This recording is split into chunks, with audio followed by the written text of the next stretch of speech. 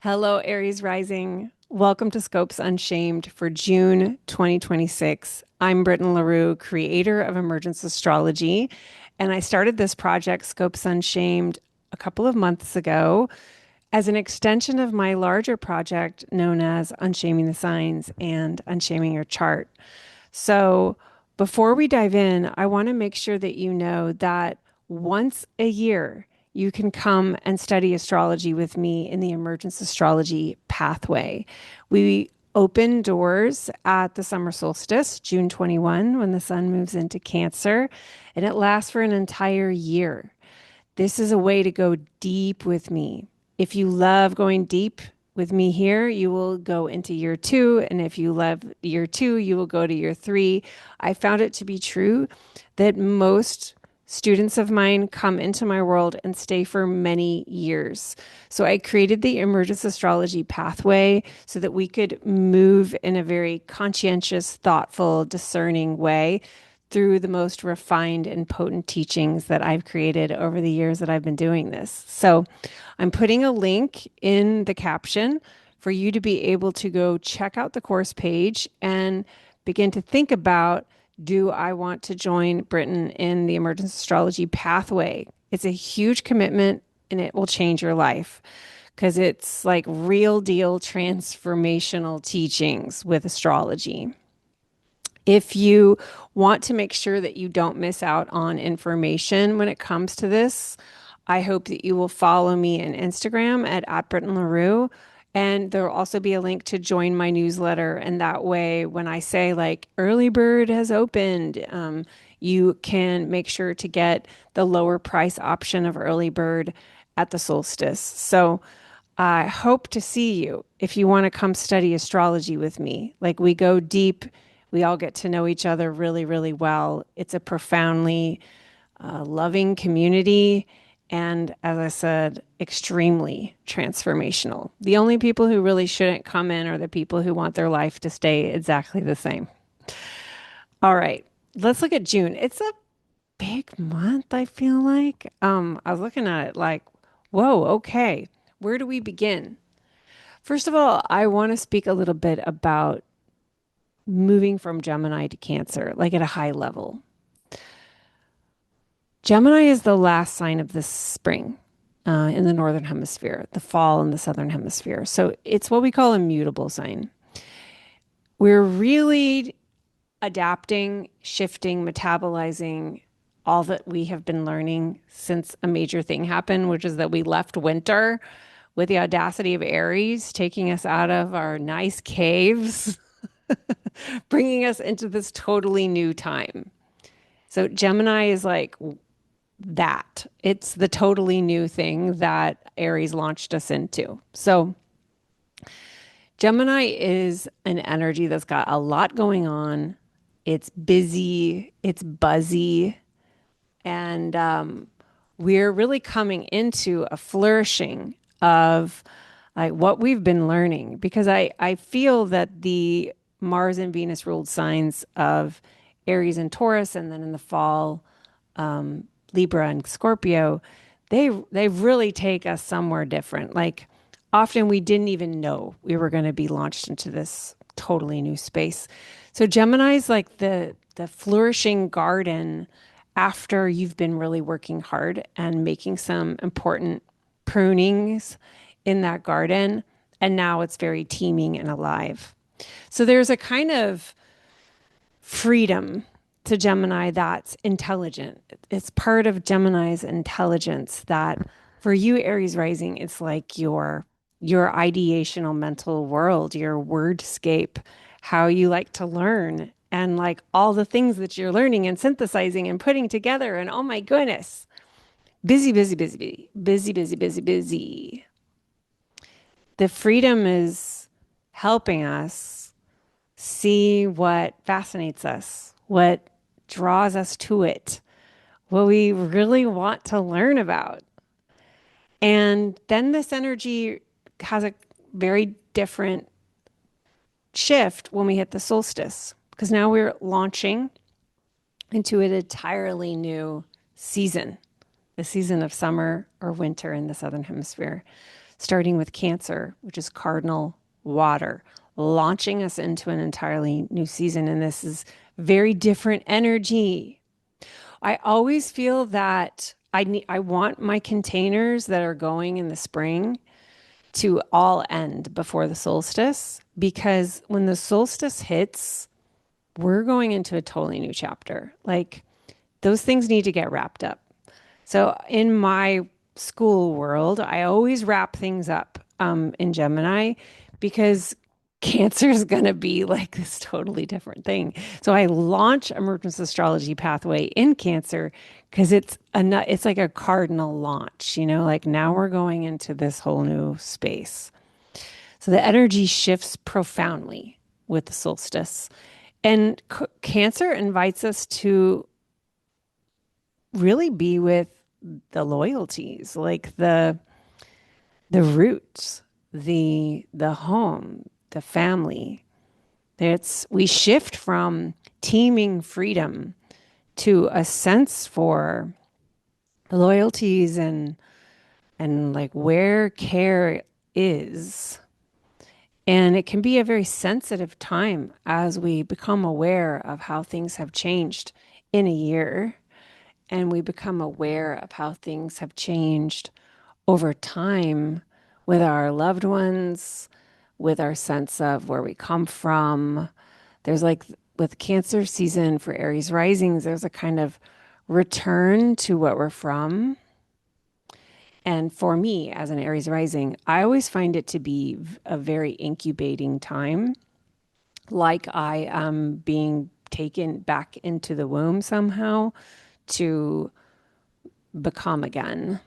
So, personally, as an Aries rising, I try to do less work Cancer season because it's a more private time. It's our fourth house.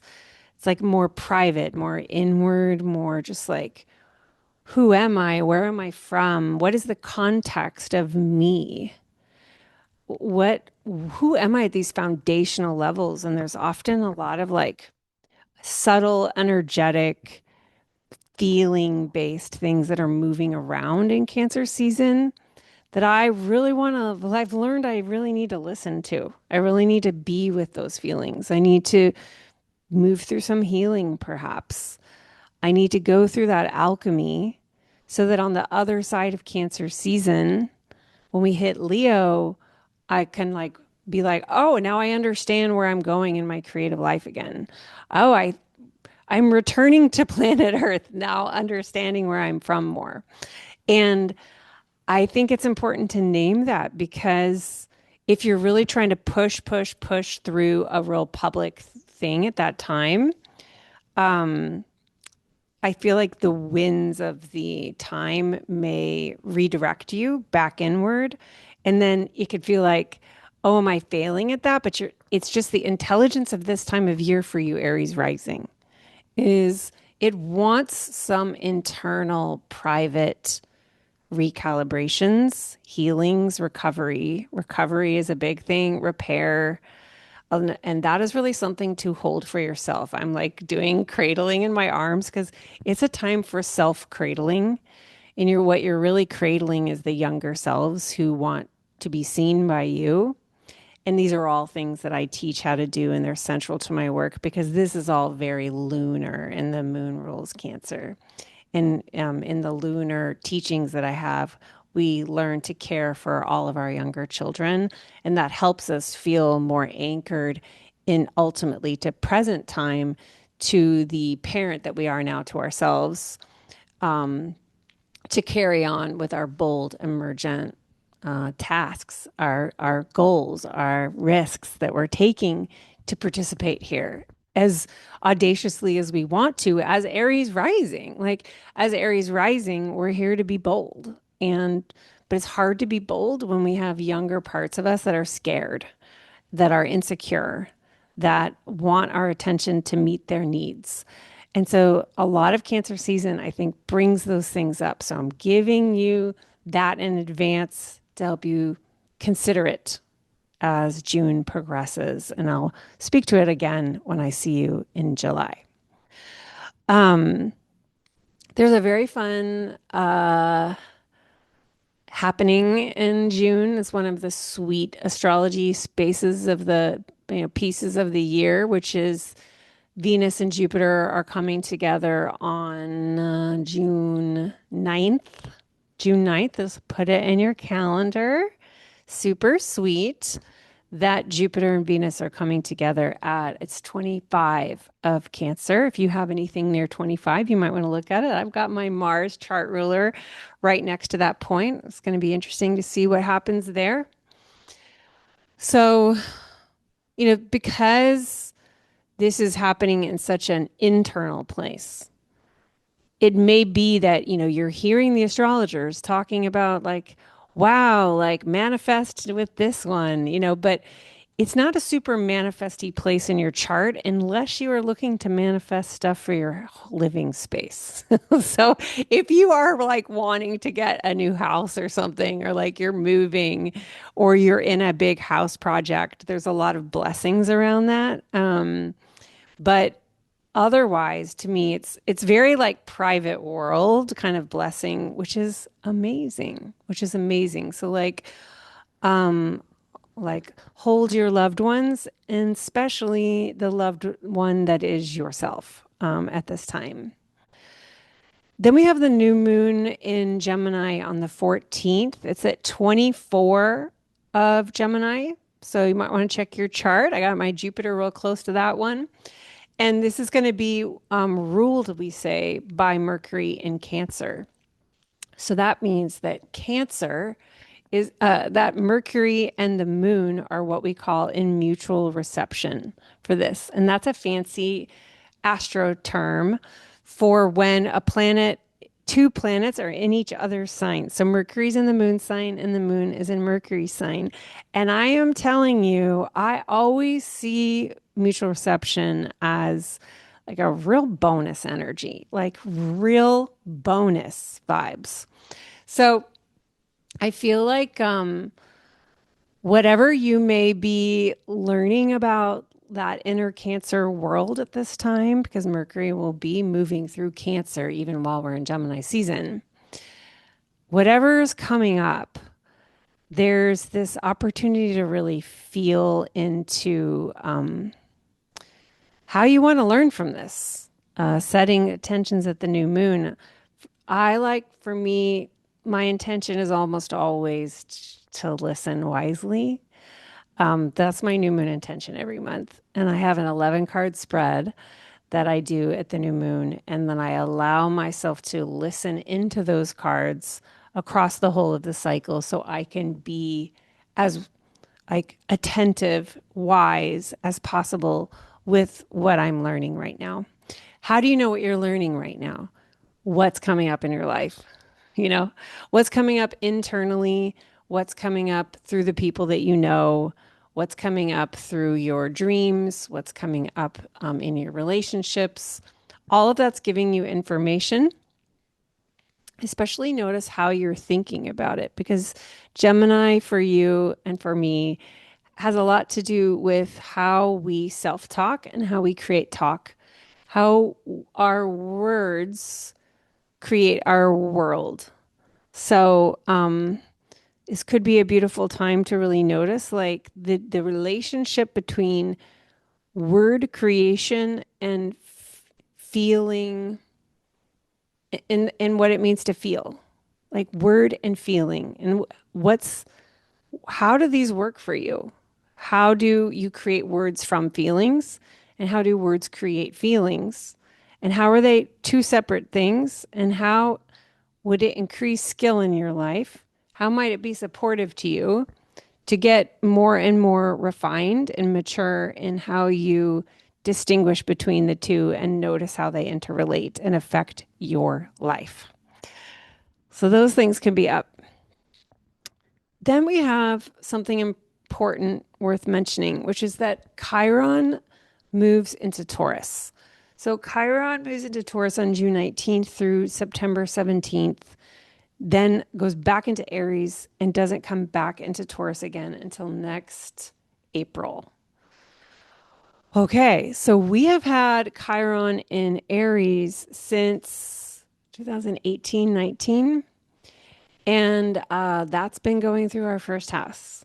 So I don't know about you, but this whole period is when I began my healing journey. Like I've become a healer, like in the sense that I take very seriously my impacts on others. May they be healing. I believe all humans are healers. I believe we can't help but heal each other, but we may not be thinking about this. So consciousness around that is really helpful.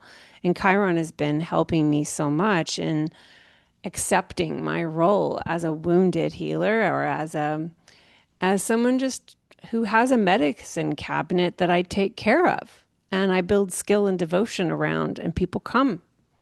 So maybe that's been happening for you, Aries rising, in the last 8 years.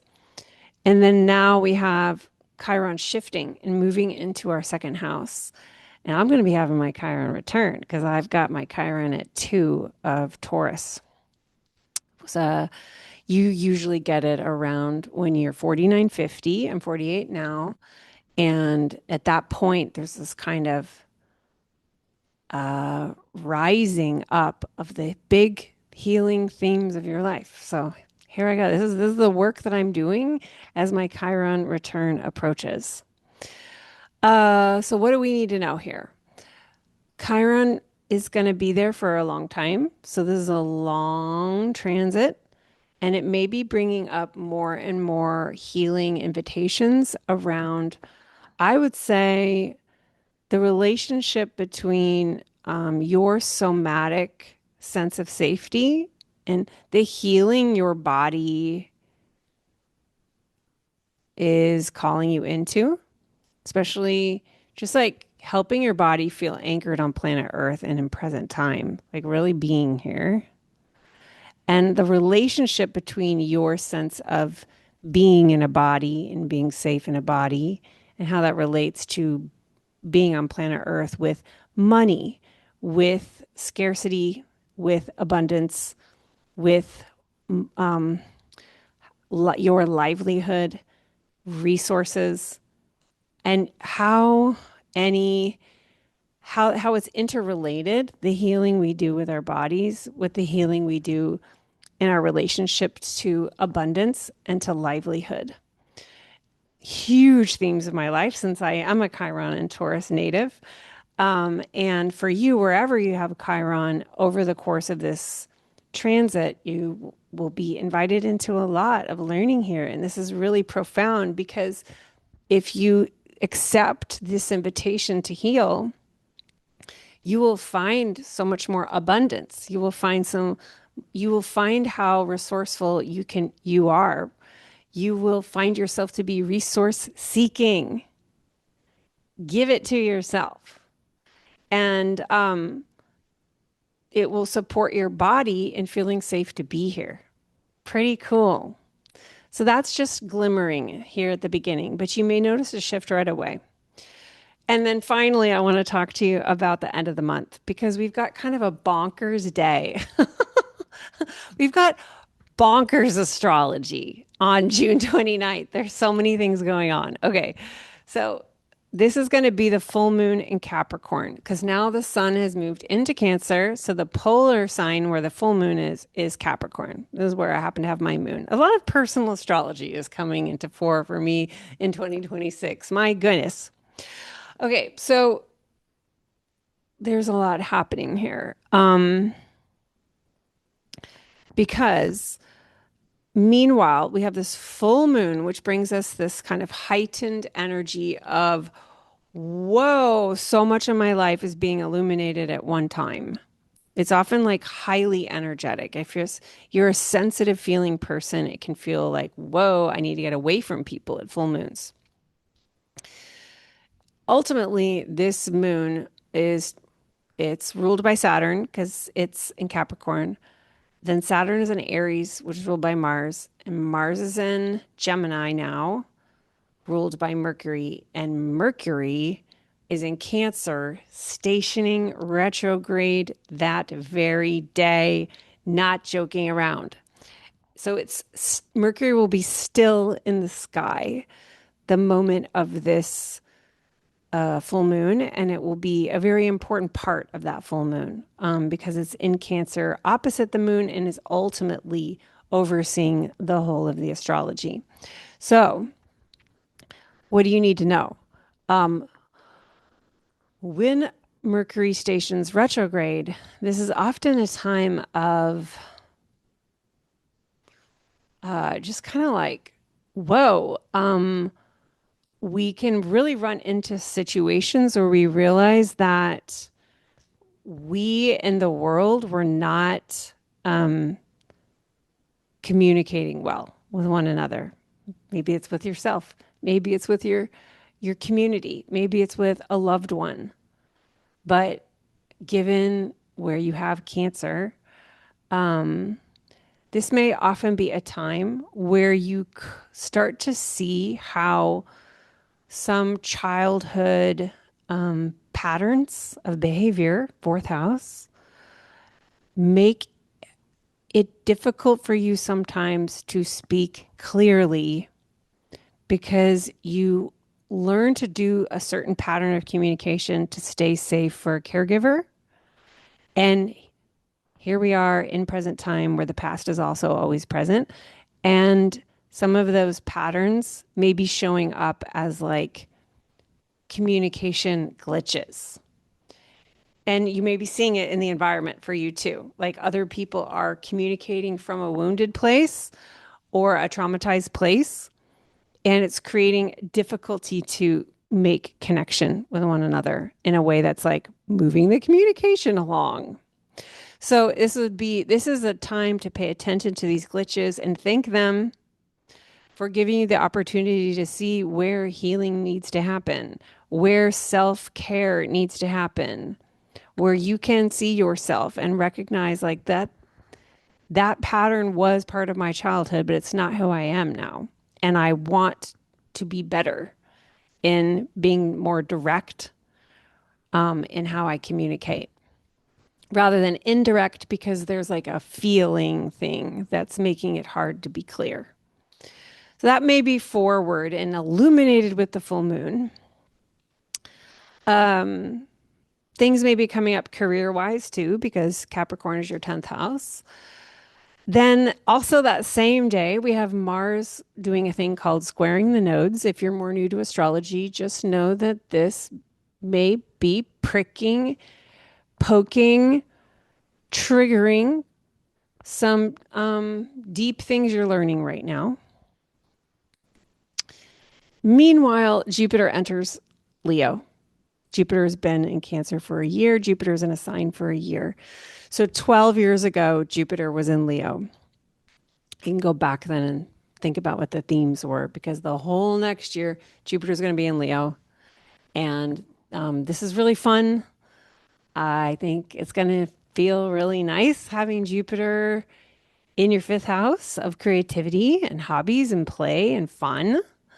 And it's just also part of the energy shift that's happening at the time of this lunation. For the exact lunation and for the stationing of Mercury, Jupiter is still at the very, very, very end of Cancer, like just barely. But then there's that switch. So energy is shifting. And outer planets are moving into alignment with one another at this time. And then Jupiter is going to be moving into alignment with them into July, creating some very fascinating astrology that I will tell you about in July when I see you then. But I hope that this look at June is supportive to you.